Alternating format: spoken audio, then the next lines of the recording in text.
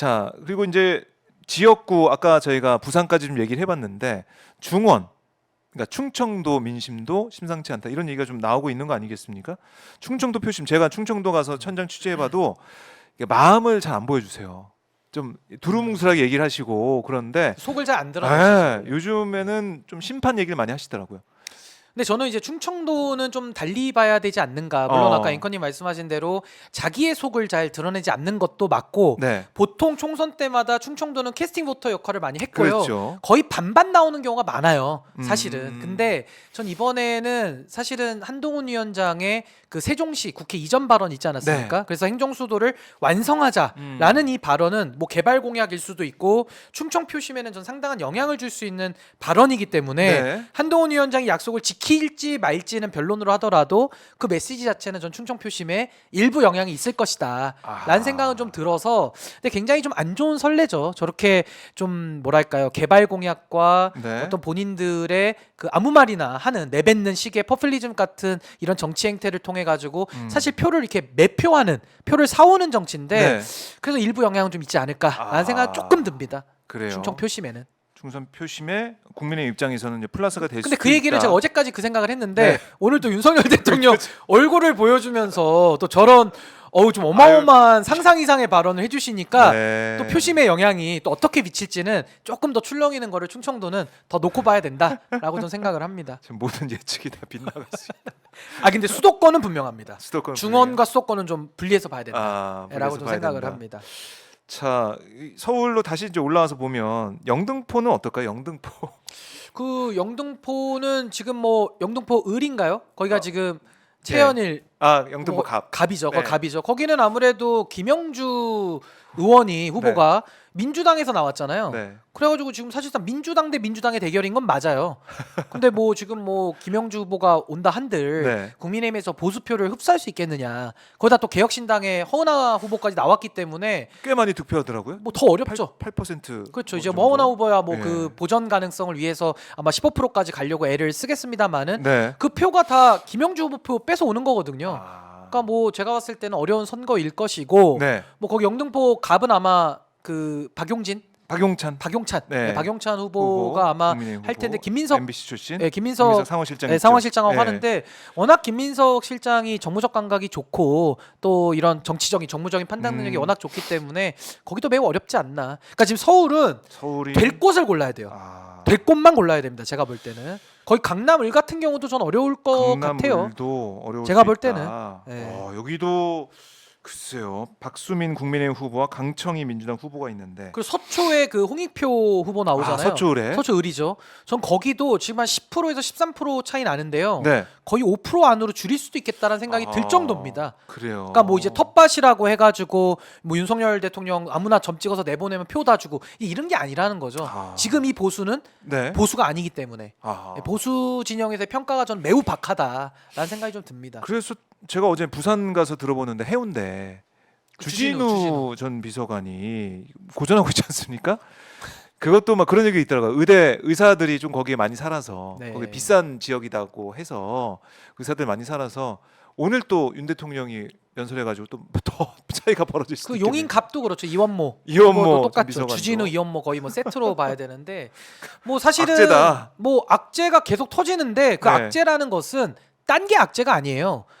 그냥 윤석열 대통령 자체가 악재인 거죠. 선거에는 그분과 가까우면 가까울수록 악재인 거고 네. 윤석열 대통령이 화면에 나오면 나올수록 악재인데 네. 오늘 초대형 악재가 등장했기 때문에 아마 이게 저는 왜 시점도 오늘이냐 결국에는 4월 5일에 사전선거 이제 시작이 되는데 이미 재외국민은 투표 시작하고 있고요. 그렇죠. 사전투표까지 오늘이 월요일이니까 화수목은 최소한 대통령 담화로 끌고 갈 거거든요. 그러면 사전투표일인 4월 5일에 이거 어떻게 감당하려고 하는 것인지 저는 왜 오늘로 대국민 담화를 잡았는지도 매우 이해할 수 없다. 정무수석은 뭐 하고 있냐라는 생각이 좀 듭니다. 그런 얘기도 있더라고요. 만우절이기 때문에 뭐 좀 분위기 안 좋으면 이거 거짓말인 거 다 아시죠? 이렇게. 개그로 거짓말. 승화시키는 뭐 그럴 분위기 아니지 않을까. 저 국민들께서 지금 굉장히 화가 나 계신데 장난도 네. 칠 때 쳐야 되잖아요. 그래서 뭐 만우절이긴 하나 아마 진정성 있게 오늘 대통령이 네. 그 담화를 냈는데 전 국민들께서 엄청 그 분노의 그 심판 욕구가 더 끌어오르는 그런 네. 담화였지 않는가라는 생각이 좀 듭니다. 알겠습니다. 자, 부산 얘기를 저희가 주진우 전 비서관 얘기도 해봤지만 이거 그래프 저희 준비돼 있다고 하니까 장해찬 후보가 나와 있는 수영구 상황 그래프 아까 제가 말씀해드린 여론조사가 나왔나요?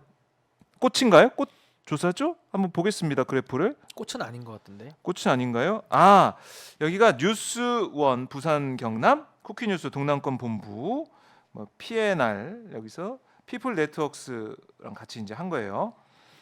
자, 그래프를 보여드리겠습니다. 네, 네, PNR 피플 네트워크스에 의뢰해가지고 지난 29일부터 30일까지 부산광역시 수영구에 거주하는 만 18세 이상 남녀 501명을 대상으로 실시했고요. 무선 ARS 100% 무선 전화번호 가상번호 비율로 진행됐고 표본 오차는 95%에서 신뢰 수준의 플러스 마이너스 4.4% 포인트입니다. 자, 그래요. 지금 안 나오고 있는데 지금 예. 국민의힘은 진짜 큰일 났어요. 큰일 엎친 데 났다. 덮친 격에 지금 첩첩산중이기 때문에 헤쳐나갈 길이 까마득합니다. 지금 제가 사실은 이 선거 끝날 때까지 윤 대통령이 등장하지 않을 거다. 왜냐하면 민생 토론회도 그만하겠다. 그리고 일정을 뭐 소화 안 하겠다. 이런 얘기도 나왔잖아요.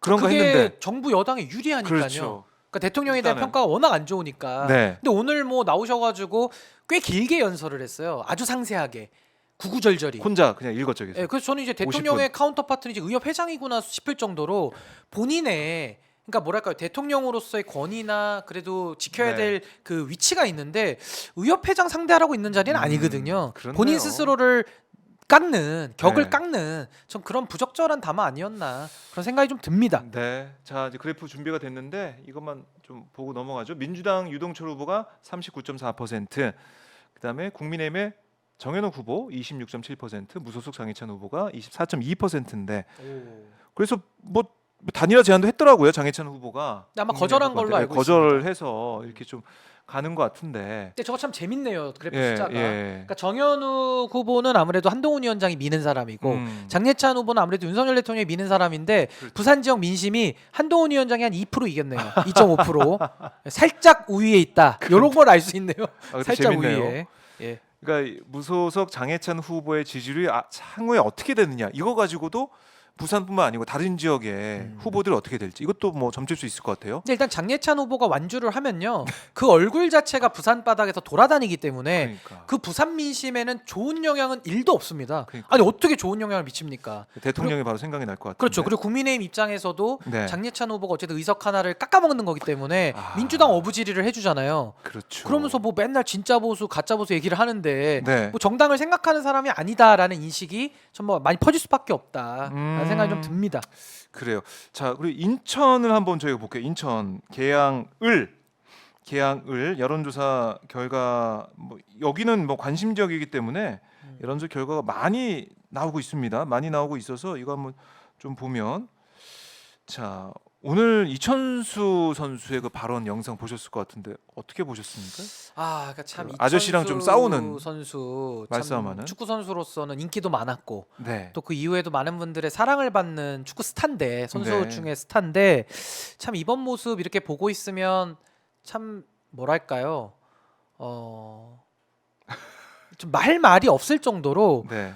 그러니까 저런 행동 자체가 유권자랑 싸우는 거 아닙니까 후원 회장이 그렇죠. 그러니까 범정치인이라고 봤을 때 한 정치인으로서는 저렇게 행동하는 것은 해서도 안 되는 일이고요. 네. 저게 원희룡 후보한테는 완전히 표 다 깎아먹는 거거든요. 아하. 물론 뭐 원희룡 후보가 뭐 많이 얻을 표도 많이 얻겠습니다만은 그 표라도 소중한 표라도 더 깎아먹는 행동이다. 그래서 전 유세처위에서 그런 행동을 보이길래 저도 뭐 재작년에 저도 선거 나가고 경선 뛰어봤습니다만은 별의별 일이 많거든요. 유권자분들은 와서 명함 찍는 건 그렇죠. 다반사고 예, 그렇다고 뭐 저는 하더라고요. 심지어 어떤 분이 저한테 침 뱉는 경우도 있었어요. 물론 그렇게 해서는 안 되지만 네. 우리 당이 싫다 이러면서 근데 거기에 대해서 뭐라고 합니까 유권자들에게. 그래서 네. 참 저는 유권자들을 좀 이렇게 우리가 그래도 국민으로서 그러니까 주인으로서 그렇죠. 네, 네. 그 섬기는 모습이 전제돼 있어야 되는데 뭐 어제 그 행동들은 너무 철이 없고 네. 정치적으로는 참 해서는 안 되는 전 몰지각한 행동이었다라는 생각이 좀 듭니다. 이게 또 표심에 안 좋은 영향을 줄 것 같다는 생각도 들고 어쨌든 지금 인천일보와 경인방송이 한길리서치에 의뢰해서 오늘 발표된 조사를 보니까 이재명 민주당 후보가 51.7%, 원희룡 국민의힘 후보가 41.8%. 격차가 꽤 나는 상황이에요. 네, 만 18세 10% 이상 정도 차이나네요. 남녀 500명 대상으로 개항을 선거에 거주하는 500명 대상을 실시를 했고요. 자세한 사항은 중앙선거여서 심의원 홈페이지를 참조하시면 되겠습니다. 지난 29일부터 30일에 치러진 여론조사입니다. 그래요. 이거 뭐 계속 격차는 유지가 되고 있는 그런 상황이고, 자, 네.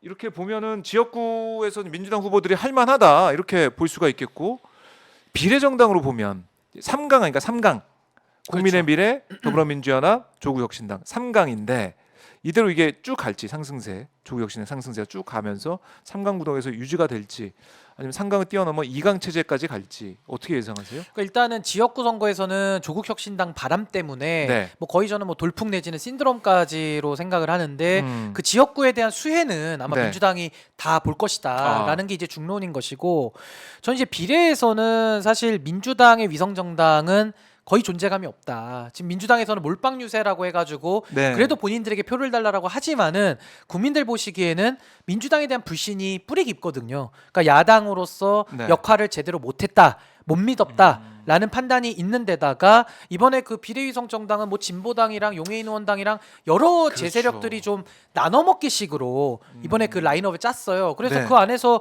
뭐 별로 이렇게 기대되는 인물도 많이 안 보이고 그러니까 국민들께 표를 달라 그래도 소구가 안 되는 거죠. 호소가 안 되는 거죠.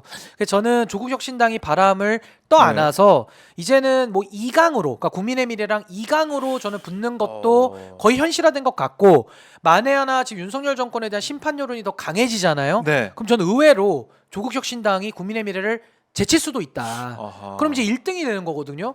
그럼 그랬을 때는 국민의힘이 타격받는 건 당연한 거고, 오히려 민주당의 영향, 그러니까 이재명 대표의 리더십에도 저 상당 부분 저는 안 좋은 영향을 줄 수밖에 없다. 그러니까 저는 이재명 대표가 겸허하게 네. 본인이 이끌고 있는 민주당에 대해서 지역구에서는 일부 반사이익을 얻었지만 비례대표로서 정정당당하게 붙었을 때에는 조국 대표가 이끄는 조국혁신당보다 훨씬 뒤처지는 거니까 네. 전 거기에 대해서는 아마 내부적인 책임론 내지는 또 국민들에 대한 평가, 전 여기에 대해서는 겸허하게 좀 받아들여야 되지 않을까라는 생각이 좀 듭니다. 그리고 사실은 이게 말씀하셨지만 더불어민주연합 자체가 연합된 그런 비례 정당이기 때문에 국민들이 볼 때는 나 민주당 지지자인데 민주당 후보 찍고 싶은데 왜 더불어민주연합에 이런 후보들이 있지라고 호불호가 갈릴 수가 있어요. 그래서 그런 부분, 선명한 정당에 또 투표하는 그런 생각도 좀 할 것 같아서 그게 작용하는 부분이 있을 것 같고, 또 윤석열 대통령이 계속 나오다 보니까, 한동훈 위원장이 나오다 보니까 조국 대표가 또 대비가 돼가지고 부각이 되니까. 그리고 그게 있어요. 네. 그러니까 조국의 서사와 이재명의 서사를 놓고 봤을 때 조국의 서사가 훨씬 더 풍성하고 훨씬 더 오래됐죠. 그리고 훨씬 더 조국 대표와 이재명 대표를 둘을 놓고 비교했을 때 네. 저는 지도자다움은 조국 대표가 더 갖고 있다고 봅니다. 그러니까 메시지를 내는 능력, 그리고 이런 정치적인 판단 능력, 이런 것들은 네. 조국 대표가 더 좋아 보여요. 음. 메시지도 훨씬 간결하고 품격 있고 네. 더 뭔가 이렇게 신뢰감이 가는 언어 습관이거든요. 그래서 저는 이재명 대표가 뭐 나름대로 지금 선전을 하고 있다라고 많은 민주당 지지자분들은 뭐 좋아하시는 건 저도 인정을 하지만은 네. 조국과 이재명을 비교했을 때는 그래도 이 조국 대표에 대한 저는 신뢰가 조금 더 국민들은 있는 거 아니냐. 그게 저는 비례대표 정당 투표에 투영된다고 봅니다. 그렇게 보시는군요. 알겠습니다. 자.